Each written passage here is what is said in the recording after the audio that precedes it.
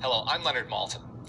When you've made a film that is not only extraordinarily successful, but has embedded itself in our popular culture, well, that's a tough act to follow. But George Lucas managed to pull it off. After Star Wars came The Empire Strikes Back. A totally successful film in its own right, as well as one of the most popular sequels ever made. And he's here today to tell us a little about the genesis of that film and its place in the Star Wars trilogy. Thanks for being here, George. Thank you. Star Wars has come out. A success, I think it's fair to say, beyond your expectations. Yeah, definitely. At what point did you receive a commitment or an urging to do a sequel?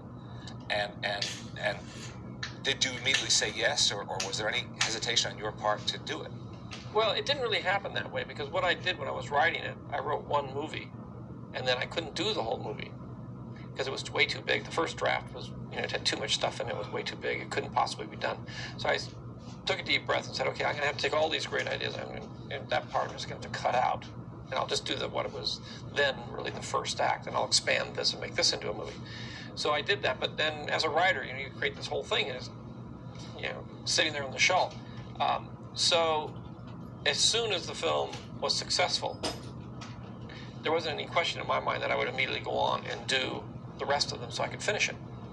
What to you is the biggest difference, overall difference, between film number one and film number two? Well, the biggest problem I was grappling with in film number two is the fact that it's the middle act, a three-act play.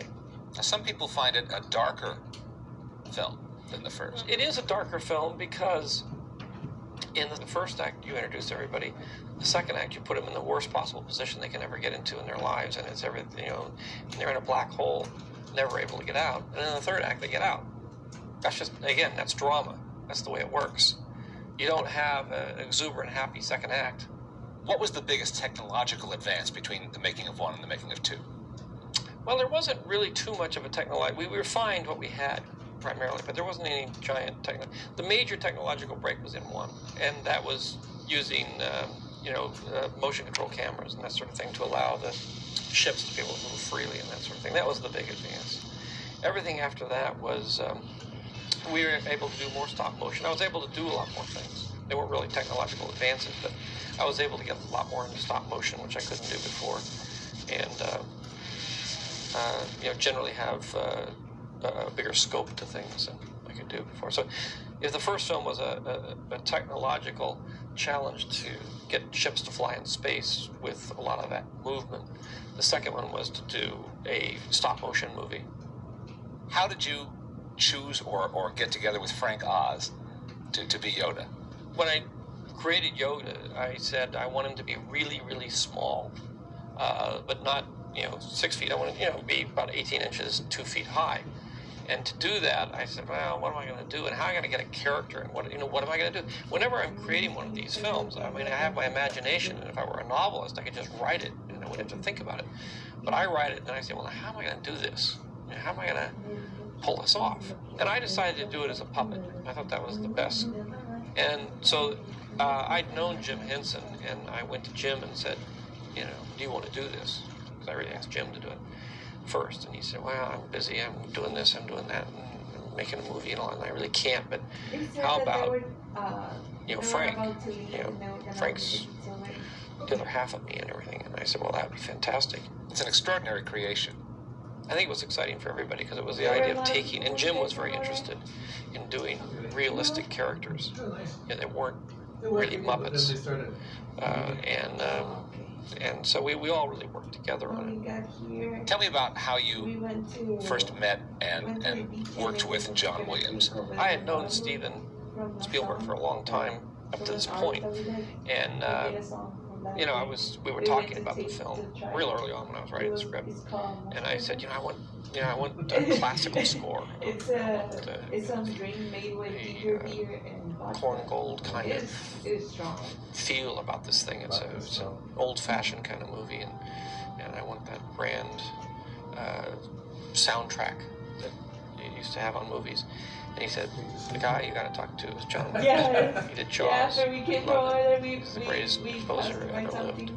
You And got to then talk to him. we went to And so I did. Bowl, It was really like, Stephen that here and introduced there, us like, and recommended him.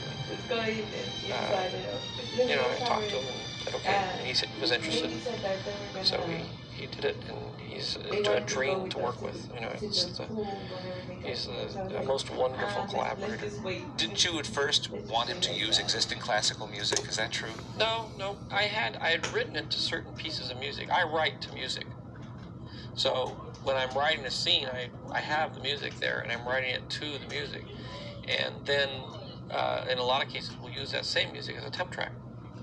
So there was temp tracks of classical music in the score. And with Johnny, you can say, look, I want something that feels exactly like this. You know, you understand the emotion here and the emotion there and what's going on. He said, yeah. And then he will take that and he will come up with his own composition and his own themes, which are uniquely, Star Wars themes in this case. But he'll give it that same emotional thrust that was in the classical piece. He knows exactly what I'm talking about, and he's really conscientious in trying to get the director's vision on the screen. What kind of feedback did you get to that incredible climactic scene in Empire when we all learn who Darth Vader really is? I was nervous about it, but in the end, I didn't get much of a reaction out of it. I mean, people, were curious about whether it was true or not, and I purposely left it so that it would be ambiguous, so that you wouldn't really know, and people would sort of debate it for the next 2 more years or more to.